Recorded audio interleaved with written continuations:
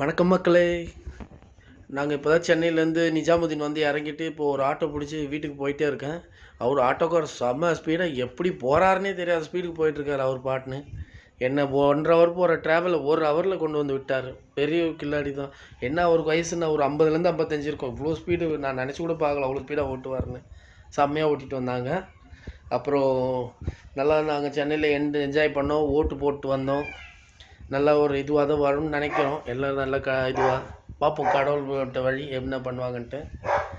மிச்சம் நாங்கள் இப்போ தான் வந்தோம். 2 நாள் கொஞ்சம் டயர்ட்னஸ்ஸு. இதுக்கப்புறம் தான் பார்த்துட்டு எப்படி இருக்குன்னு பார்க்கணும். டயர்டாக இருக்குது, அதனால் படுத்து தூங்கிட்டு இதுக்கப்புறம் தான் நாங்கள் பண்ணுவோம். சரி, வந்த ஒரு வீடியோ போடலாம், அதனால தான் உங்களுக்கு வீடியோ பண்ணிகிட்ருக்கோம். நீங்கள்லாம் எப்படி இருக்கீங்க? நல்லா இருக்கீங்களா? எல்லோரும் ஓட்டு போட்டிங்களா? எல்லோரும் ஓட்டு போட்டிருப்பீங்கன்னு நான் நம்புகிறேன், நம்பிக்கையோடு இருக்கிறோம். எல்லோரும் ஓட்டும் நல்லா அப்படியே ஒரு ஆட்சி அமைக்கும்னு பார்க்குறேன்.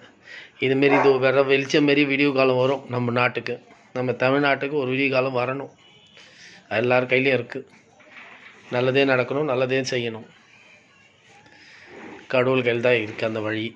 எப்படி பண்ணுவாருன்றது அவர் தான் பார்க்கணும். ஓகே மக்களே, வணக்கம் மக்களே.